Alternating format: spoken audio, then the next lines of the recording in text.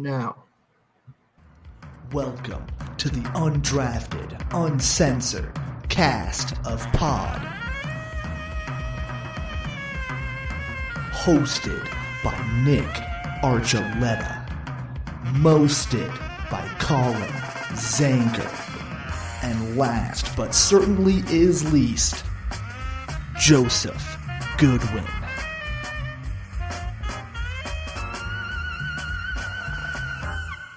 Welcome in, everyone, to Undrafted Uncensored, where sometimes even if you get traded, the pain still remains. I was going to say where sometimes Nick hears the intro, and this time he nailed it. Nailed it! It's about damn time. It only took me 159 episodes, but I finally figured it out. Oh, my computer did too. I think you did. Which trade are you talking about?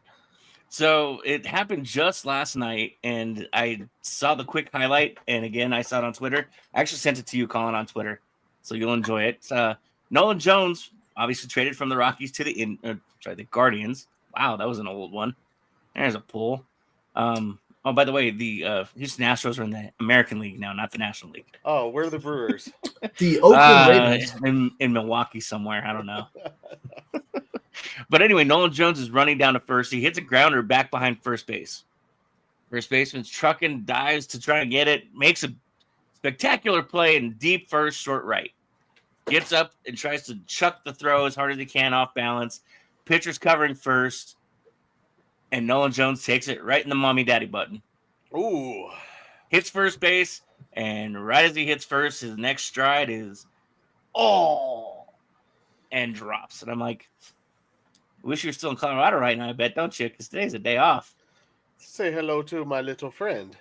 Oh, he probably was a very little friend after that. I don't know. Maybe It could have actually extra swollen blood up flow. real Yeah. large. That's true. He probably could have had a massive opportunity, no pun intended. You know, I like that you have a hat that says "we" on it. We. As you talk about that. Me and you both randomly decided to wear our throwback hats. Yes. Mine was the green elephants, but in homage, yours is for the white elephants. Homage of Jackie Robinson Day, which just happened.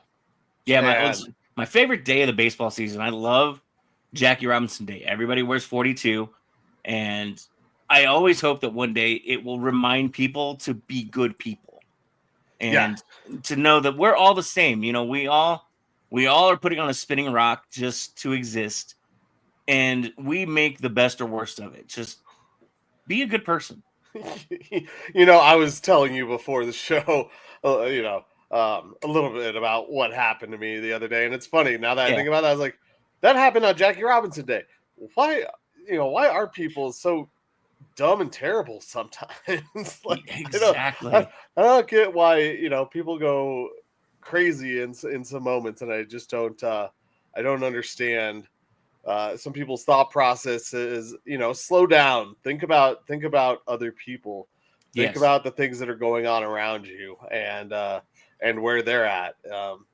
Look in someone else's shoes and take a moment and breathe sometimes before you have these moments. And in general, just be good to other people.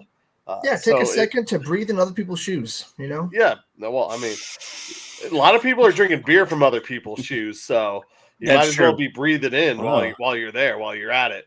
I'm surprised. Well, I guess it wasn't the Waste Management Open, so we definitely don't see a lot of that at the Masters. No, the Masters usually that seems like a classy kind of event. Like, if like scrubs like you and me or Joe got tickets, it would be a miracle, number one, and I'm pretty sure we wouldn't get past the first level of security, even with passes. Yeah, they'd be like, that sounds like a really classy place to shotgun a beer, Nick. Exactly. I love it. Well, I told you when I was down in Augusta. Oh, yeah. Was that last year or 2 years ago? I think it was 2 years ago. Yeah, it had to be 2 years. I couldn't find. I was visiting my grandfather who lives out there around Augusta, I guess. I was in Atlanta to watch the Rockies play the Braves, of course, and went down to Augusta to visit my grandfather. See my mom. She was out there also helping take care of him. And I was like, oh, cool. I'll go see Augusta, or I'll at least get a look at it. Yeah. And I couldn't even find an entrance. It's literally not even on a map of how you get in. Wow. Like it's everywhere it leads you is to some sort of dead end, like a turn in and turn around. Not even like gates. So you have to earn your entry. Maybe they're like secret walls that are there that they move back, like the Batcave or something like that. I was gonna say it's like let Michael you Keaton in. Batman. Yeah. But literally every turn it says turn around. You missed your turn. I'm like, there was nowhere to turn though. You couldn't even. I mean, I drove around for a good 30, 40 minutes at least trying to figure out where any sort of entrance was, because all I wanted really was a picture by the sign. I would have loved to have gotten in and seen something or said hi or anything like that. A $2 sandwich. I don't. I mean, I would pay $20 for a sandwich just to stay at Augusta. I don't care. Yeah. But yeah, I couldn't find any sort of entrance, and everything was just blocked off. And I couldn't see any course. I saw a lot of trees, but that's Georgia. There's a lot of trees in general. Yeah. So yes, I don't know if we're gonna have to work harder at our golf talk in order to get access to Augusta. I think maybe start some golf blogs. We could talk about how. Man, can you believe Rory McIlroy? Like he is almost so blew good. Almost blew it though. Yeah, he did all those almost blow it. people. Do you see the guy? This guy turned $10 into 70 grand because he picked Rory to win the Masters, the Ludwig guy or something like that to win Waste Management. I think is the other tournament he won, and then I think it was the Eagles for the Super Bowl. Oh, wow. Or maybe it was 10 into 17,000 or 5 into 17,000, something like that. Pretty wild. But can you imagine that sweat after he misses that putt on 18 to basically force a playoff, and then he hits a bad tee shot, and he's not in as good a shape as the other guy. Oh man, stress. So when did he make this bet? Like around the Super Bowl time? Or it had to be before the Super Bowl at some point. Maybe even before the playoffs, like playoffs. Because like that's such a weird parlay, but I love it. Like it's like mid football season, I guess, somewhere in the Jim Mora's, and you're thinking, you know what? I'm gonna combine my Super Bowl pick with the Masters for fucking reason. Like that's next level. So I want to know where it. you can even make that parlay. You found the bet? No, I found the entrance, I think. So you go down, what is it, Washington Road as you get off the highway. You'll take the Washington Road exit. You'll take that to some random road here between a Walgreens and Samantha Corujo Summer House Realty. You take that down to what is called a private drive. You're called a private drive. So it tees off right there. You take a left, and that you just stay on that private driveway all the way to the entrance. It looks like. Yeah, I don't know. I don't know. There's like no parking. Colin's like, I did exactly that. He probably did. Oh, there it is. I honestly think that those streets aren't really marked either. No, I'm sure they want to keep the riffraff out of there when the Masters isn't. Yeah, because I was trying to follow. I was like, I don't see any street signs. I don't see any of this crazy stuff. So see, I love playing golf. I love, it's nice to be out there with the boys, have a stogie, have a couple drinks while you're out there. Enjoy the summer day, But I can only like when people make fun of me for watching baseball. You were that to me with people that watch golf, because it feels like you're watching the exact same hole every time. And like there are dudes I don't even know. And other than just the mellow silence of what is the Masters as he prepares for this tee shot, he looks down the range and he hopes to avoid the bunkers. Friend. I literally if I put on golf on TV, it's to watch. Usually depending on the game, it's also to fall asleep to with baseball. Depending on the game. Because I can easily fall asleep to baseball. It's that relaxing and calming kind of happy place for me, or relaxing place. Yeah. But golf is more just it's I don't get how you I can't watch it all day. No, No, like all golf these is one dudes that you watch with somebody else that is like your friend that follows golf a lot more than you do. like you have a boys' day out or something. Like, you know, a Friday, go like hit some happy hour or something, leave work early and enjoy the Masters. Then that I can do. Sure, yeah, I can deal with that because then you're at least discussing it with somebody. But like me, sit at home by myself. If it's not 2K golf, then it's not happening. Yeah, I'm passing out. It's just great for a nap, is what it is. Yeah, Yeah. That's how golf works. But yeah, Rory McIlroy, you know, how about him?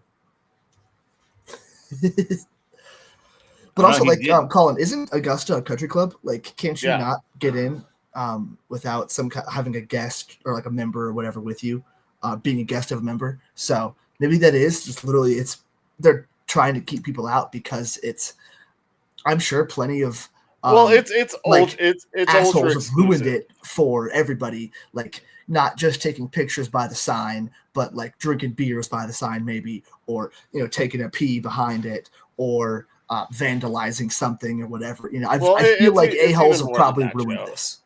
like Augusta didn't allow women into their club for I don't know, it was until the 90s. Like they're super exclusive as far as their whole thing. Like it's more so than just a country club because you can drive up into you can drive up to Cherry Hills Country Club here. You can drive up to the country clubs here. Now, can you go in and walk around? No, not necessarily. But you can at least drive up and find it. Like this is super exclusive. I think people literally pay like $200,000 a year to be a member, maybe more. Word. So yes and no. You are right, but it's just their exclusivity for that place. It's just always been that way. Yeah. You have to have the password. It's still Fidelio, but you have to know where to give it. Yeah. I don't know. I mean, it'd be cool to go down there. It's that's one of those things where you kind of want to check it off a list. Like go to the Super Bowl, go to a Stanley Cup final, go to an NBA final. Go to a World Series game, All-Star game, all the stuff like sports fans love to do. I think Augusta would be one of those for me. Oh yeah, I would still love to go down there, just to have some fun. Oh yeah, I haven't golfed since I outgrew my clubs as a kid, but I would show up and I would be terrible and have a great time. That's why par threes are the best. So it is a private club and is only open to members and their guests with the exception of Masters Week. During Masters Week, you can access the grounds if you have a valid ticket. Yes. But you can't just visit. No course tour, private club and closed to the public except during Masters Week. So there you go. Yeah, see? I should have just shown up during Masters Week. There probably would have been signs there. But it probably would have been a headache. It probably would have been harder to get in there than Coachella. Oh, yeah. I'm just here to take pictures. I don't have a ticket. I just want to go in front of the club. Let me in. They're gonna be like, yeah. Can I have one of those $2 sandwiches you guys brag about? How about my $1 hot dog? I even brought tax. I got $2.08. You've seen that, right? You've seen those prices, right? But yes, before I leave this thing that I'm looking at, I'm just finding that betting slip on DK real quick. Yeah. But I just came across this before. I know we're not into baseball yet. But did you know the Rockies are on pace to have the worst modern run differential in the modern era by 127 runs? Hell yeah. Minus 476. This was 2 days ago. So their offensive explosion the other day doesn't count. But they had a grand slam. But by 127 runs. Okay, so 123 runs. Chipping away. That's a great fact from DK. That is. As I will find this bet slip and I will get it up for us momentarily. So what you're saying is bet the over. I bet the over for what? Which ones? Not the Rockies. Not the Rockies. No, for Rockies losses, bet the over. You have to bet the under on their wins, which I already did. That's what I said. Huh?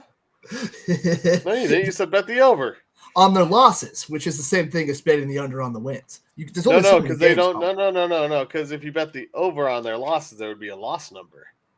I'm sure there is. No. Okay, before this gets more confusing. So what is the wins that you bet on? 60.5. There you go. So yeah, all you got to do is take the over on, what is it, 100 losses? It would be 101. I thought it was 162. Or 102.5. 102. Okay. 101.5. Or 101.5. Whatever. Yeah, I don't know. It'd be right there. Technically, that's the losses bet. No one's confused right now. But anyway, it's Rockies baseball. Like, who cares? I do. I know. They're still my team. They're still my team. I do. So anyway, let's get to other ones. Before things get frustrating here, and they already are up in Boulder. So the Buffs have decided, as an organization, I guess, to retire the numbers of one Travis Hunter and one Shedeur Sanders. I'm going to go out on a limb. We all know I'm a Rams fan anyway, but I do care for the Buffs because they're the bigger team of the area. 99% of my family is Buffs fans. My brother is a Buff, and so there's always going to be a place in my heart for the Buffs. But this is stupid. This is absolutely stupid. And I don't care if what anybody says. Travis Hunter won the Heisman. I'll give him that. Travis Hunter was a two-way, probably the only real legitimate Hall of Fame contender for a two-way player right now. And you mean Ring of Fame? You said Hall of Fame. Yeah, I'm sorry, Ring of Fame. Sorry. Or whatever. Put him in Canton right now. No. I was talking more Atlanta. Yeah. The College Football Hall of Fame. Yeah. Oh, for sure. He's in that. He's an all-time college football great at this point, just by doing the two-way player thing.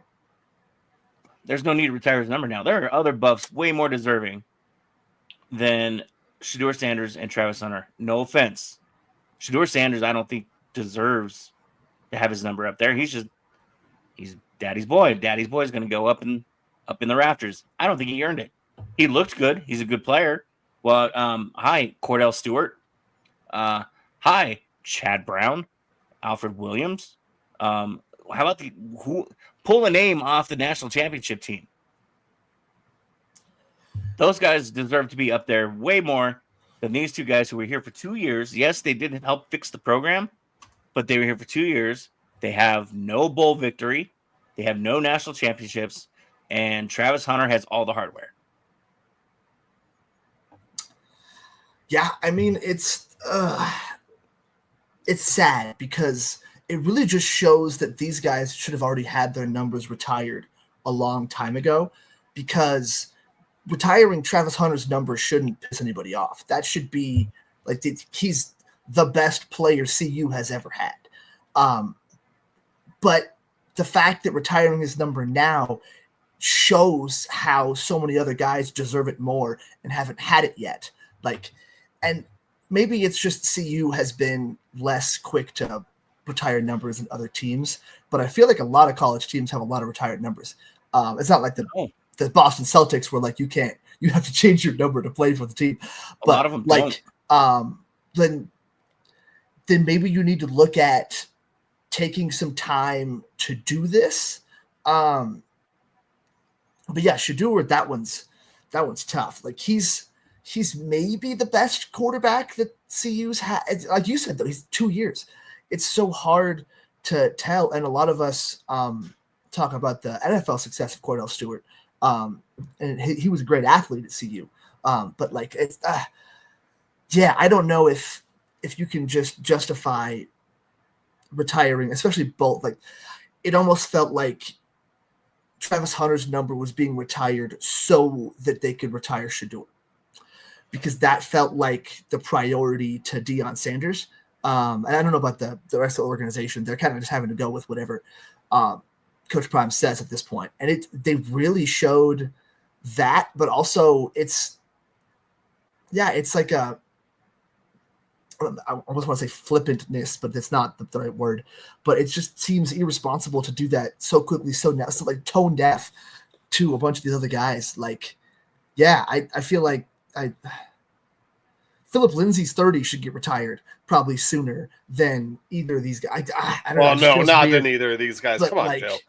Philip Lindsay did not win a Heisman Trophy. Like, no, but he should have had. Not the best player in if we're college retiring football. people, these people should have already been retired. Eric Bieniemy should have already been retired.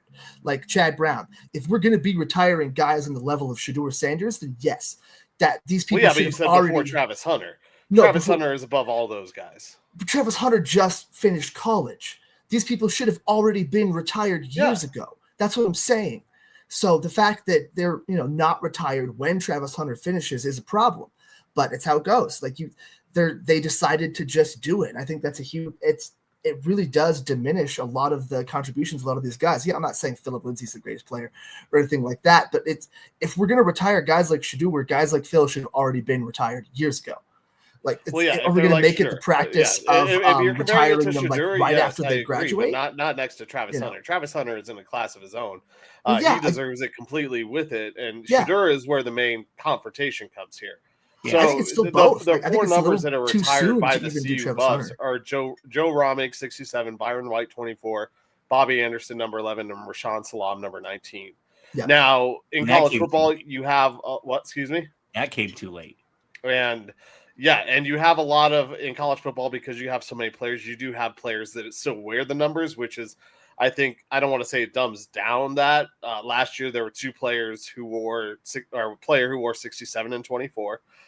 So I don't know if it necessarily is the retirement of the number. It's more so a recognition of what they did. And this all leads me to believe that part of the contract for Prime, for Deion Sanders being the coach, and why it took so long was this had to be included in it, that his son's number was going to get retired. Because we all talked about why hasn't he signed this extension? Why isn't he still with the Buffs? Why hasn't this thing happened yet? All I can smell is that he wanted his son's number up there, and you get the nepotism aspect of it because of that. Was Shedeur great for the CU Buffs for 2 years or a year and a half, I guess? He was pretty damn good. But are we going to have an opportunity to see better quarterbacks and players than him? Hell yeah. We might even see it in the new class that's coming in Juju. Blanked on his Juju.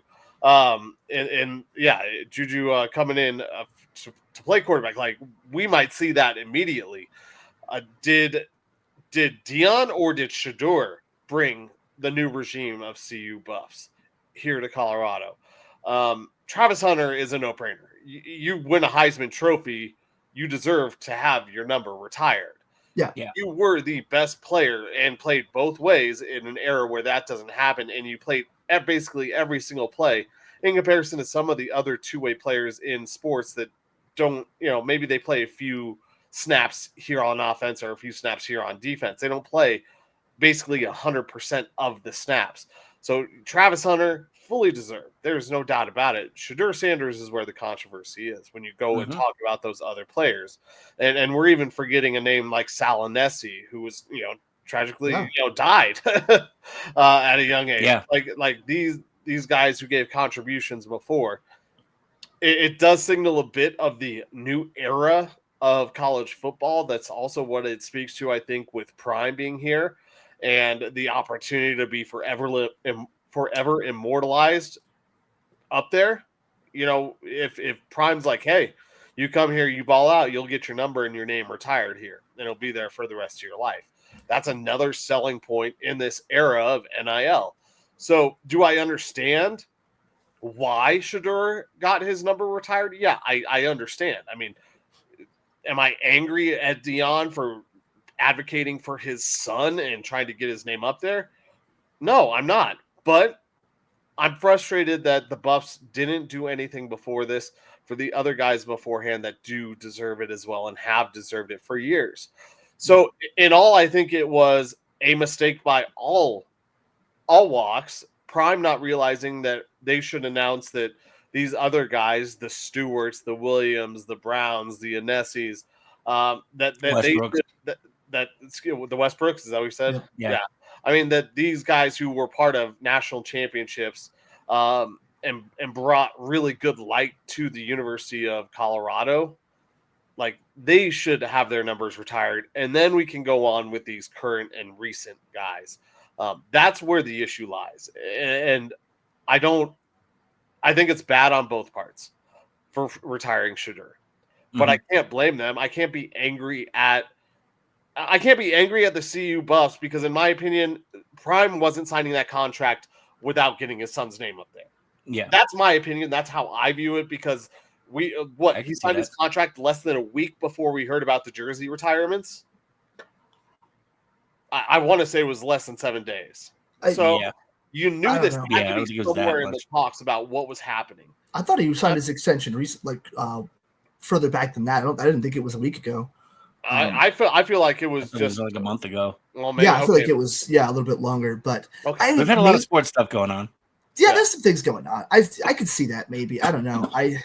It feels more like a coincidence. Like that's just when it happened. I still feel like though retiring both their numbers right after they graduate from college. Like, is that usually how it's done? Will they retire the guy's number immediately? No, they do it pretty quick. Caitlin Clark got hers done right away. Stephen Curry got his done right away. Okay. Well, those are two, I like what Florida. Those are also different colleges though too. Like Steph at was it Davidson? You know, how many guys do they have worth retiring? You know, he was one of their greats. CU, I feel like, has those guys. Where how many Heisman Trophy winners does CU have? True, but they're not. Yeah, so, they're not. So Travis Hunter is fully more guys right away, regardless, is what I'm saying. But even then, Sanders, it was part of a package deal. I feel like if you had retired, maybe instead of Shedeur, one of the older guys' numbers along with Travis Hunter, or just done some old guys this year and done Travis Hunter next year. Like, I don't think they needed to do both of them right now, but I think you had to put Shedeur with Hunter. Otherwise, Shedeur's contributions wouldn't necessarily stand up on their own. Because, like you said, he's only here for 2 years. This is where you take a different stance at this point because, like you said, there's hundreds of football players on each team every year. Yeah, and you can't retire every number. You guys are gonna laugh. You're gonna end up like the Yankees. Yeah. Who's gonna wear what number? You know. And so I like what Florida does. The Gators will take a number kind of quote unquote out of circulation for a little bit. And then the coaches will give the guys they think are worthy of those numbers. They will let them wear that. So, if you're a standout quarterback, you go to Florida and they think you're the next Tim Tebow. Here's number 15. That's your number. Deal with it because they expect you to live up to what that number, inspires basically. So you could do like the Broncos and have a Ring of Fame and have big name players that, were good, got drafted in the NFL, and then became massive stars in the NFL. Or you can have your guys that were studs at CU and went to the NFL and were just kind of meh and survived. Cordell Stewart, Michael Westbrook, Philip Lindsay. And this way their numbers are still out. If you retire their number, i.e. number 19, and you're a stud running back, in Prime of all people, I would think would love to do this. Take that number, give it to your stud running back. You're making him earn number 1. Make him earn number 19. Make him earn number 10. Yeah. Make him earn 81. Whatever numbers you think are appropriate to be designated like that. That way, the numbers still in circulation. With, you don't have that 27 problem. From Darrent Williams. They do that. It's kind of like an unwritten thing. But, I think it's kind of gone away. With Noshawn Marino. Well, not much anymore, but also who wears 27 for the Broncos? Does anybody? I'm not sure. Anyway, sorry. But yeah, like that concept is already kind of in use here in the States. So yeah, I like that too. That makes a lot of sense. Kind of like but like what Colin says, that kind of sounds like what they already do. If guys already wear those numbers, then it's more so just about the recognition in the rafters. I don't know if they talk to him about who that number is though. But that's part of the NIL. Like that's what I'm saying. That's why this is becoming a different era of college football. And when guys can see, when you're recruiting and you see a guy who was there for just 2 seasons, made it to 1 bowl game, and his numbers retired, what does that tell? What standard does that set? Well, but it tells the recruits, guess what? You have an opportunity here to make a lot of money on your NIL, your name, image, and likeness, because we got this number retired. If you do the same things for us, the opportunities are going to be there for you. And then, what's every recruit going to say? well, I'm sure as hell better than what Shedeur was. Yeah. Of course. Like legit, think it's a selling point. It's in funny this NIL, it. and it's is, yeah.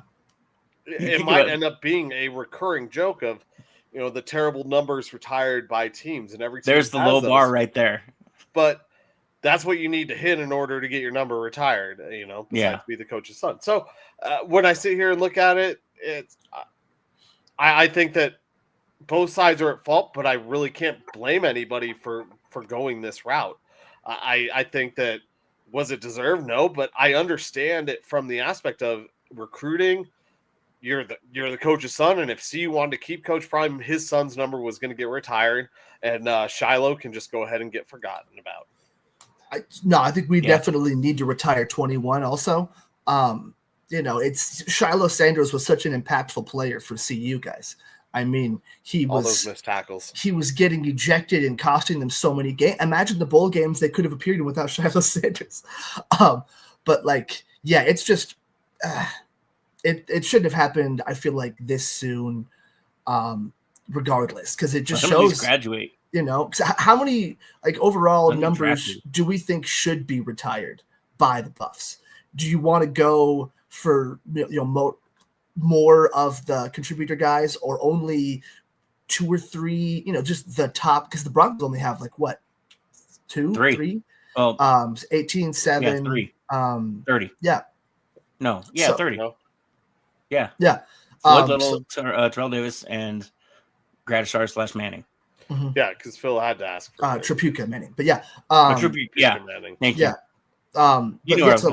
I got you. I smell what you're stepping in. Appreciate you.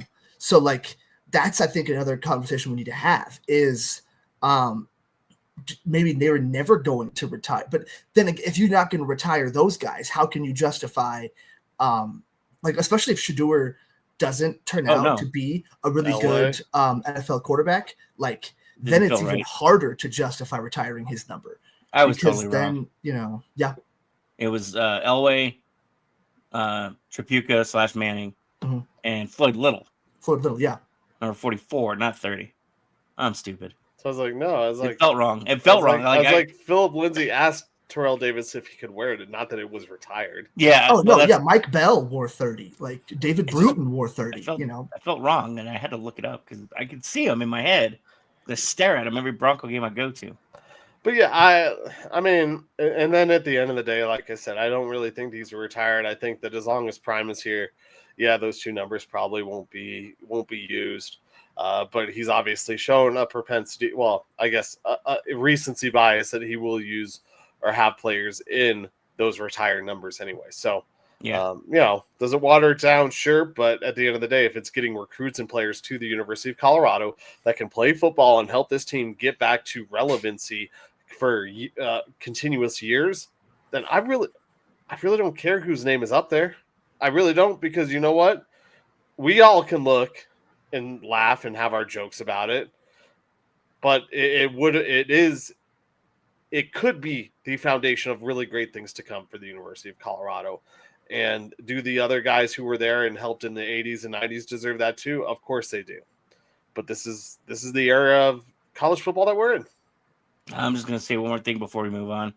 They got more guys in the College Football Hall of Fame than they do retired numbers. That's all I'm saying. I feel like that's true for every Hall of Fame, though. I feel like there's more guys in the Hall of Fame than have retired numbers. Not every Hall of Famer gets the number retired, Yeah, I'm just saying there are guys that are obviously way more worthy. Yeah. That aren't up there. We'll just take it back full circle before we move on. I think so. So, Saturday was a fun day, wasn't it, Colin? Saturday night. Yeah, opening night at the Coliseum. It was quite the barn burner as the Spartans walked all over the Vegas Kings. And it was funny because Friday night I was trying to pull up their roster again. And I've been saying all week, Vegas Kings, Vegas Kings, Vegas Kings. First thing I do when I sit down on my computer, Vegas Knights. And I'm like, where's their roster? Where's their Facebook page? I look at it and I'm like, that's right. Vegas Kings, stupid. All these years. It was a cool. I mean, it was a cool experience. It was a cool atmosphere. I mean, had a chance to say hi to you while you were up there on your broadcast for a few moments. See some other people walking around. The atmosphere was really good.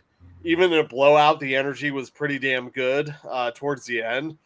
The one thing I will say is that team didn't stop playing the whole time. And I had to laugh because the one touchdown that the Kings scored near the side where I was at, home dude jumped the fence and ran down the tunnel. Yeah. In a way, I was like, he's running away from your team because they were already down like 39-3 or something at that point. 6, yeah. Or 6, yeah. They had 2 field goals. That was the first touchdown I saw. And he ran away, their quarterback. But the closeness of the players, the chirping back and forth with the people on the sidelines. There was really cool involvement with the fans and the tennis balls and things. I saw a few of the cheerleaders get plunked in the head with tennis balls by kids throwing them at them. That was great. I was like, oh, homegirl has a concussion because dude, one kid wound up and hit her right in the head. Yeah, I was laughing, but it was a cool atmosphere. It was a little interesting getting in. A few people calling the owner's wife to get their tickets and stuff like that in line. There was a little bit of that, but for a first game and a first home game, I thought everything was executed pretty damn well, and things ran really, really smoothly, at least on my end as a viewer enjoying it, not just trying to take off the broadcast ears and goggles and things like that. Yeah, I will say though, I wanted to throw a tennis ball at the drones. That would have been funny. Yeah, I was tempted. I'm sure you were. I mean, it's a unique atmosphere. I'm glad you had fun. Enough concessions and everything. It seemed like they didn't have a whole lot of concessions open before, but I mean, I was more trying to get your tickets than anything else. Yeah, no, everything was open and good. Oh, okay. I mean, they had liquid death waters, which was dope. So it was great. It was a solid deal, man. Good. I love Nick being like the hospitality mom. Well, did you get enough to eat? Did they have enough food out there for you? It didn't seem like they had enough food. Well, when I went to the tunnel, because I had to go to the ticket office to get the tickets and to like put names to them and everything, and like some of the vendors were still, the screen was down still, and I was like, they're expecting a lot of people, and you guys are gonna. That doesn't seem like a lot of vendors. And obviously when you get to the front, they're all open right there because that's where everybody's walking in. But I never got a chance to go back down until after the game. And by then it's finding the bathroom without the line, which is where I can get with my pass. I was going to say that's the one by the stairs in the back. Yeah. I've worked there before. I know that secret. I know you know. It was a good game though. Those, like you said, the Spartans didn't stop playing once they got that big lead. I mean, they poured it on. Ferreira kept trying to get that deuce. Yeah. Their defensive coverage. Well, I didn't know this until like just minutes before the game. They got a new defensive coordinator last week. Okay. And so that helped a lot too, because you can tell the difference. They were a lot more fired up, but they weren't getting in their scrums though either. That game got out of control fast, but there were no real scrums. There were a few little dust ups, but the defense did continuously play, and like I said, they were still ripping the ball away from the other team, and they didn't wave the white flag, and so they kept playing. Yeah, and to their credit, they brought the score a little closer than what it was. I will say, like, player of the game to the kicker. Oh, dude, don't even get in me that started game. Joe and I, like, come on, man. Like, like I don't know what fix was in. If there was some betting lines, him and Alex are little BFFs, dude. I'm just saying, like, I'm not saying that he had a bad game, but you put up like 80 points. What was it? Was it 79? 69. 69. Nice. Oh, that's right, 69. Nice. You put up 69 points. That's not on your kicker. No. Man, thank God we had that guy hitting all those extra points. Otherwise, it would have been like 60. Well, and the other problem too was Alex texts us like minutes before the game's over. We're still calling the game, and he's like, "I need your picks for offensive, defensive player of the game." We're still mid broadcast. You give us a minute after the game's over to have a talk and conversation and be like, okay, because I had Newsom, Joe had Dent, so we kind of settled on that because Joe picked, I think it was Cooper for the defensive player of the game. And so he's like texting it out. And he's like, here's your offensive and defensive. We're like, we haven't even sent the text yet. Yeah, that was questionable. But there was no question that the Spartans were going to win that game from the moment I walked in. That's awesome. They gave it to the kicker. I love it. He was 5 for 6. I don't care. Yeah. He better be 6 for 6. He better be like 6 for 9. Nice. Like that's no, I don't. Yeah, unless the game was also 15-12. The kicker was not. No. There's no. I'm gonna keep making that joke for a long time now. That's hilarious. I love that. Like player of the game. So I mean, it was still fun. I'm glad you had fun, Colin. Thanks for coming. Yeah, appreciate it, man. They play again Saturday at 7. This one's against Idaho. And this is the stand of the basement. This is kind of another must win. They got to keep climbing their way up the standings a little bit there because their division, they only have 4 teams. And so, the closer you can get to the top, Omaha Beef just lost this last weekend for the first time in 2 years in the regular season. Omaha Beef. That's so great.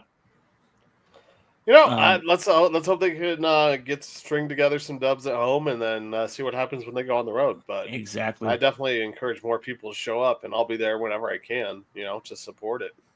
Yeah, especially against Beef. Let me know. Much like I'll watch the Rockies whenever they play a game on the road when I can. Well, they made the change on the road, kind of on the road, I guess. They were heading home when they made the change, I guess. No, they were headed to LA. No, they were coming back. Or they were in LA. The Nationals tonight. No, Hurdle got it yesterday. Night.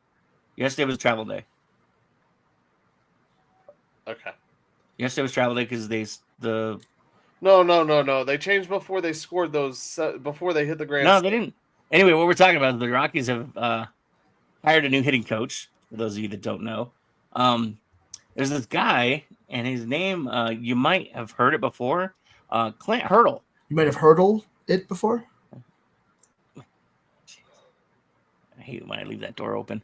Anyway, Clint Hurdle has been named the hitting coach for the Rockies again. They've relieved their last hitting coach of his duties. I don't remember his name off the top of my head. He didn't matter a whole lot anyway because the Rockies are hitting $167 going into LA, where they managed to score more runs in one inning than they had the entire road trip. And by the way, that one inning was all the runs they would score in that entire road trip. The whole road trip. To his credit, Toglia got his first grand slam of his career. It was a nice one, deep to center field, just to the left field side of straightaway center. You kind of felt like the Rockies were maybe going to try and make a comeback, but they still just couldn't quite surpass the 7 runs the Dodgers put up. Don't call it a comeback. But I mean, Clint Hurdle's had some success. He was the hitting coach from '99 till he took over as the manager. He took the Rockies to a World Series, and I'm not saying he's taking the Rockies to the World Series now, but he has a voice that guys will listen to. And he's dealt with young teams before. Look at the 2007 Rockies. That was a young team, other than Todd and the Toddlers is what they were calling them. You had a young Atkins, Tulo, Kaz Matsui, Cargo, Holiday. I mean, Dexter Fowler. You had a young core of guys. Torrealba was the catcher.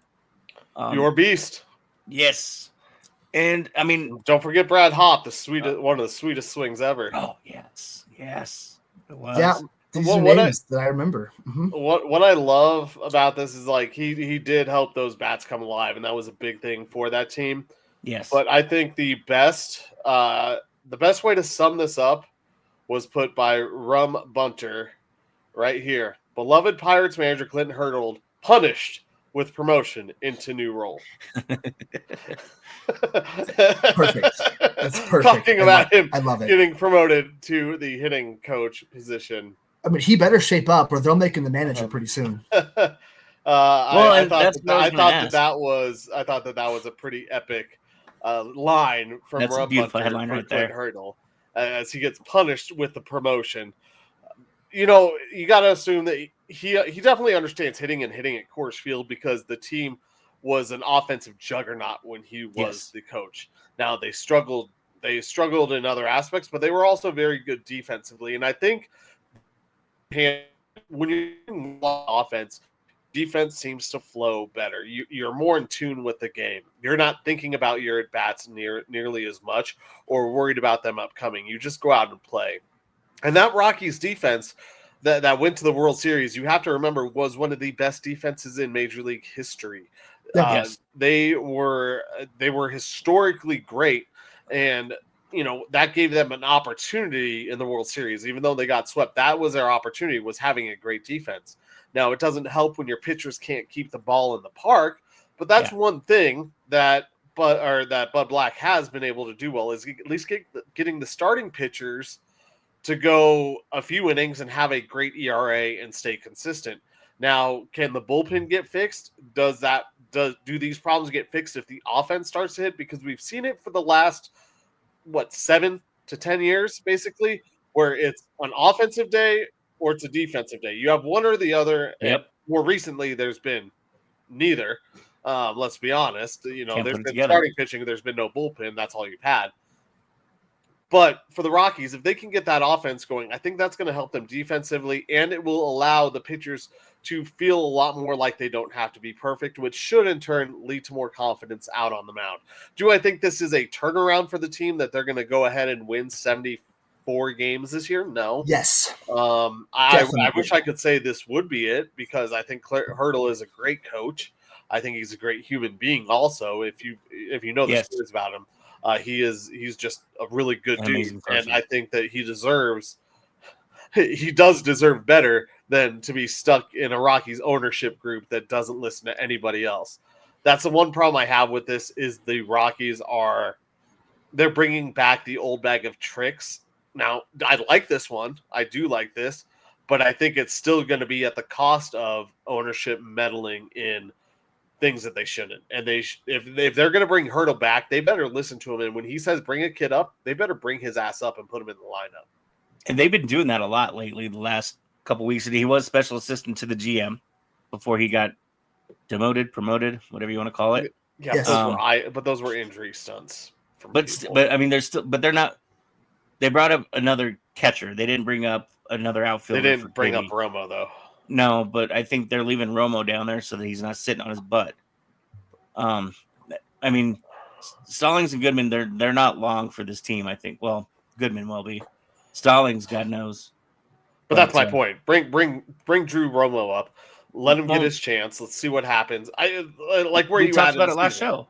What? We talked about it last show, too. The Rockies just need to rip the Band-Aid off, start trading assets, get young kids that you can bring in here, and it's going to hurt. It's going to be like what we thought the Broncos were going to be this year with a rookie quarterback. Well, what I thought, not what Nick thought. I'm just trying to take the bullet with you, my friend. Let's all make sure. We all know that Nick predicted the Broncos to go and win the Super Bowl and be NFL champions with future Hall of Famer Bo Nix. Playoffs. Don't hate. Don't hate because you were wrong. I was totally wrong. Hey, I was. Nick took a long shot and he got it right. He called a shot and it worked. He Babe Ruthed it. He held the bat up and did the thing. Yeah. I took a long shot betting the Yankees under. How's that looking right now, Nick? They're looking pretty good right now. They had a little bit of a rough time in Detroit, but they're down in Tampa, back at home. Home B. They needed some of Mom's spaghetti out in Detroit. That's probably the problem. They hate Mom's spaghetti. Yeah, we'll see. I'm glad to have Hurdle back in the fold. Yeah, I just want those young hitters to get out there and get reps at the major league level. Yeah, I do too. So you're saying so Clint Hurdle kind of covers up a lot of the things that he covers the bases that Bud Black doesn't. So so Bud Black can be your Hannah Montana, and Clint Hurdle can still be your Miley, and you get the best of both worlds. And then you have a party at Coors Field. Yeah, party in the USA. I like you have two managers on your bench too. That's another nice thing. Is Buddy has somebody to bounce something off of now. Not that Buddy's not experienced, but when you have that second manager there instead of all these other coaches that I'm pretty sure he didn't pick, it's helpful. Yeah. And one final question before we go to make the next part quick. Is it time to let the insurance company pay out KB? Degenerative disc? It has been. Years. Yeah, I mean, they're just stringing him along for, I don't know, as an excuse. Like, if we get rid of Chris Bryant, then what's our excuse for being terrible? So the Rockies are in year 3 of the Chris Bryant payday, $185 million contract. 7 years? Yeah, 7. Yeah, whatever it is. But either way, it's a $185 million contract. Do you guys know how many home runs he's hit as a Rocky regular season? 3? No. Less than in spring training. I know that. He's hit 15. Okay. It's over 10. It's just over $10 million a home run that he's hit for the Rockies in 3 seasons. Now, of course, that's going over the whole contract, but you expect that to be at least 15 to 20 a year at a place like Coors Field, if not more. I mean, we're talking about a guy who has slugging power. Yeah, it's time to rip that Band-Aid, get rid of it, eat it, whatever you have to do. Take a note from the Broncos. The only thing I think they're hoping to save is possibly an injury clause where they can save some money off the end of his contract. Knowing the Monforts, they're going to be cheap like that and try and force that upon him. I say you've already done this experiment. You've hurt your club enough holding on to a guy who doesn't even want to be there. We've known that from the comments last year. Well, two teams that do want to be there right now, the Avs and the Nuggets, they both start Saturday. Nuggets are 1:30, the Avalanche are at 6:30, if I remember correctly. Playoffs start. It's that time now. It's all or nothing. Winner goes on, loser goes home. How much faith do we have in both the Avs and the Nuggets? I mean, probably more faith in the Avs right now, just because they have the same coach they started with at the beginning of the season. The trades they've made have worked out. The Nuggets didn't make any trades. It's still sad to see, and I guess we can't say it's worked out because this is the series. If they lose this series, you can argue it didn't work out. They have to win against Mikko Rantanen and the Dallas Stars. But like the Nuggets still have a good shot. Like the West is insane. It's ridiculous. The fact that Nuggets Clippers happens in the first round is a travesty. Like that shouldn't happen. The fact that Golden State plays Houston in the first round is really sad. Those teams should be moving on. Maybe Houston is one of those teams that gets knocked off, but like this, it's crazy. So like, and I think they're going to get that. They've kind of gotten that new coach bump. The Nuggets have. It's going to help, but man, the Clippers, it's the regular season again, so who knows if they do it in the playoffs. Man, Kawhi has played like Kawhi. James Harden has been fantastic. All of their starters are really good. The nice thing is that we still have Nikola Jokic, and you can't just they don't have the personnel that Minnesota had last year to throw multiple bigs at Jokic. Like Zubats is having the best season he's ever had, but he's not going to be able to beat Jokic. But like their team, they might have more depth, so like that's still a tough one to pick. Sorry to ramble. Well, like when you sit here and look at it, the Avs are obviously in a better spot because the Stars are missing their top defenseman at least to start the series in Robertson and forward. So what's up? And forward. And forward. And one of the guys got hurt on Thursday night. Okay. Thursday night. All I knew was Robertson, the defenseman. I'm pretty sure that's a defenseman. Maybe that's a forward. Either way, so then they're down 2 of their top players on a team that can really score. But you take the Avs, and I know that there's no Blackwood hasn't had playoff experience, but you know how you get it is by being there. Neither did plenty of the Avs goaltenders going in years. We thought that them getting that experience was going to help. In years, it didn't help at all. So maybe he's just naive enough to believe that nothing bad is going to happen and he'll be fine. I like the way that things ended for the Avs this year. Even in the games that they really didn't care about or mean anything, they still were playing hard and doing well. And then the return of the captain is going to be the biggest thing for that squad. That energy going out on the road against the Stars it's going to make it feel like it's home ice. And I know it's going to be tough to beat Dallas, but the Avs, I think, have a much easier path. But I also think the Nuggets have an easier path. Not only are they in the Clippers' heads, but they should be rested obviously.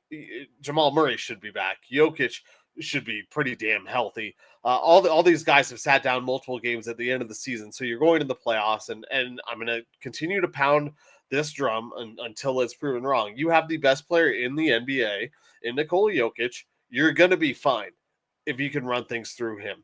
And we know that the game slows down in the playoffs, and I think the Nuggets do have a good enough player, especially with Christian Brown, in transition to be able to convert on those opportunities, as he had one of the highest conversion percentages in the NBA amongst fast break opportunities. So when you're looking at what the Nuggets do compared to what the Clippers do, you talked about Harden, you talked about Kawhi. Which one of those guys is going to be it? And you put Aaron Gordon on him, or you put Christian on him, and I think you're going to be all right. So I think that these are both the Star Series could go 6, but I honestly think that they're both gentlemen sweeps, and I think the Nuggets could just sweep sweep the Clippers out, because you got to remember the Clippers had to play their tail off to stay out of that playing game. That's what they were trying to avoid. And so, do they get a breath of fresh air? No, they would have been better off playing in that playing game than going up against the Houston Rockets. Hey, I like it. Maybe. I don't know. I think the Rockets are a worse matchup for them because they're so young and athletic and fast that they may want the slower style because they have the defenders. Because this Clippers team, it's not the same as the Doc Rivers led ones that I never had faith in. Like, this is a team that Kawhi Leonard can maybe actually hurt you defensively because he's a great defender. But we've done this for the past 2 or 3 years where the Clippers look good in the regular season and then something terrible happens in the playoffs. Yeah, not usually it's against the Nuggets. But Ty Lue is a really good coach. Well, no, that's with Doc Rivers when we beat them. But they got injured. I remember Reggie Jackson willed them to a couple of wins in the first round against Phoenix or something in the Nuggets championship run. But the past 2 or 3 years, they've had an injury in the first round, and it wasn't against the Nuggets. I would love it if something like that happened, but also I don't want to win due to injuries. Now everyone talking shit going into the second round, assuming that they get there. The only one because Kawhi's knee can't hold up, and James Harden. However. So I would like to see them just beat the Clippers, but man, I don't know. The Clippers are good. But you know what? Colin said that we'd sweep the Lakers, and I was hesitant, and look what happened, folks. It was 2 years ago when the Prophets struck. Y'all were saying 7 games. I'm like, nope, it's a sweep. Instagram. That's a about to lose Instagram, is that what you said? That's a sweep. Yeah. Go, Nick. Yeah, I was going to shut down Instagram real quick. So thanks, everybody, for tuning in. If you want to keep watching the Victory Formation as it's coming up, jump over to YouTube or Facebook. I just have to end the stream because we only have an hour on Instagram because they're haters.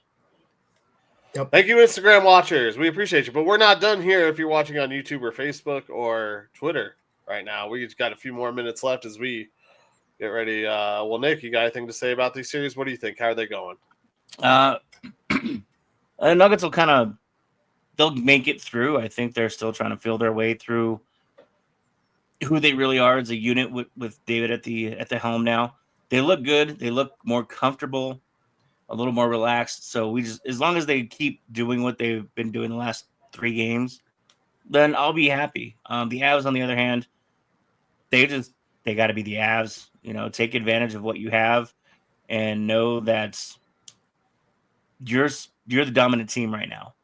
The Stars are coming in hurt for whatever reason. They were playing their starters all the way through the season when they knew that they weren't going to be able to move up anywhere, and they suffered a couple injuries for it. Make them pay, and you've done a good job of handling them so far this year. One more body that one friend that's now a foe is not going to change how you play the game. You guys have played against them already now, and this is postseason. This is time to nut up or shut up. Well, you know what else? The proof is always in the pudding. That usually ends up in bets, and we talk about those on the Victory Formation.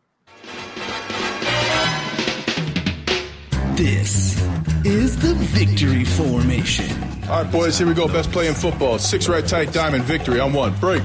Okay, 3, 2, 1, let's jam. The Pick'em segment, proving that Colin Zanker is the most humble man in the history of time.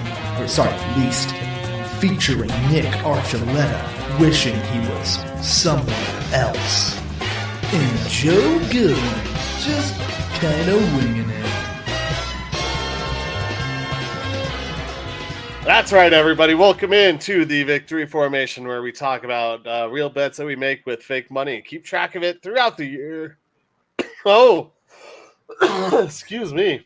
To see who has the best winning odds. First time? The most wins, best profit at the end of the season. I'll tell you, I'll let you all take a look at this real quick because none of us are going to have a profit like this. Ooh. Colin's a choker. I'm going to get some water real quick as you take a look at this. I'm looking at it. That's pretty sweet. So you won something. I need to like full screen this here. Man, look at that crotch of is that Rory? Is that Rory's crotch? That's a beautiful close up there, Colin. Apparently it's a $17,000 crotch. Yes, that's a hell of a crotch. I hazard to say $5 bet turned into $17,160. Chose Rory McIlroy to win the Masters, Ludwig Aberg to win the Guinness Invitational on February 12th, and then Florida to win the men's championship. So this was obviously placed in February. $5 paid $17,160. Hey, so real quick, none of ours. Yes. Oh, never mind then. What? I thought it was your money. I was gonna say, can I borrow $700? No, that was not my bet. I'm not smart enough to do that. I know. But I am smart enough to keep track of our picks from last week. Good. And wow, I am dying here. First things first, we have the Defenders versus the Battlehawks. Defenders came out victorious. Battlehawks trying to make a comeback in this game, but the Defenders is huge dogs, plus 253. Joe's the only one to get that one right, meaning he won $35. Cubs beat the Dodgers 4-2 on Sunday Night Baseball. Thank you. Thanks to oh crap! You're I welcome. Just blanked on the rookie's name. What's your rookie's name? The three name. Pete Crow Armstrong. Pete Crow Armstrong home run to put the Cubs on top in that game. Nick, the only one to choose the Cubs on Sunday Night Baseball, wins $30. Hawks versus Magic. I was an idiot and chose the Hawks. And Trey Young, who wanted to take his ball and go home with it and keep it from the refs. Oh, he did. At minus 200, the Magic come out victorious, and Nick and Joe got that right. I was also wrong about the Warriors, along with Nick. Joe was the only one to choose the Clippers. And luckily, we had no jinx because Tennessee put 10 up on Ole Miss, and they saw their victory come to fruition, 10-8. So we all win that one, $14. Meaning, for the week, I hope that was the last one. I went 1-4, and I lost $26. Nick, you went 3-2 and won $39. Joe, you only lost one, so you were 4-1, winning $78.30. Meaning now in first place is Joe at $293.70. Nick is in second place at $291.61. And I, who was the former person over $300, I'm now at $282.77 in third place. Let's get into this week's picks, though. I try to make a bounce back. First games first is the UFL. We have the Stallions versus the Roughnecks. And we have someone's sound going off that shouldn't be going off. Someone's ordering McDonald's. No, right now. I got a video and I was trying to mute it. Get a 10-piece. Clearly, I missed the mute. Nick, between the Stallions and the Roughnecks, who you got? Give me Stallions. Stallions. I will say Stallions are going to be big favorites. I don't know their total number. Roughnecks are underdogs at plus 320. So I didn't get the Stallions number, though. Joe, who you got? I will take the 10-piece McNuggets, Colin. I Stallions. Let's go for the favorite. The Italian Stallions. I'm going to go the underdog at home. I feel like the home team has actually has an advantage a little bit more in the UFL. So we move on to hockey. The Wild, game 1, Minnesota Wild versus the Golden Knights. Wild underdogs on the road at plus 160. Golden Knights at minus 190. Joe, who you got? I think Vegas is better, so we'll go Vegas. I agree with you, Joe. I am taking the Golden Knights at home. Nick, who you got? Flowers in his last playoffs, so I think he's going to stand up pretty well and give Minnie a chance. Give me the Wild. Nick takes the Wild. We move on to Sunday night baseball. We have my favorite Diego Padres versus the Houston Astros. Oh man, I'm sorry, everybody. I am dying. I am getting over a cold, but this is a lot of talking for me. Apparently not. Well, not with all this talking. So, good thing we only have 2 more games after this. I'm going to go with I'm going to go with the Astros at home. I'm just going to stick with the home team thing that I guess I started this week, at least for now. Nick, who you got? Padres or Astros Sunday night? Padres are still too hot, even if Dylan Cease is on the hill. Give me the Padres. All right, I didn't even check who was on the mound. See, I gave you enough time with my coughing to see who was on the bump. Joe, who you got? Nick has. So Nick, who's pitching? No, it's Dylan Cease and Valdez. Valdez. Thank you. That was imperative to my thought process. I also know which team each of those guys play for. Home for the Astros is different than any other team. Let's take the Astros. All right, then we move on to the NBA playoffs, where we have the Mavericks, or play-in still technically, play-in playoffs. It's not the playoffs. These stats don't matter, so it's a play-in game. So we have the Mavericks versus the Grizzlies. Mavericks, big underdogs at plus 210, going up against the Grizzlies at home at minus 250. Nick, who you got? Grizzlies. Nick's got the Grizzlies. Joe, who you got?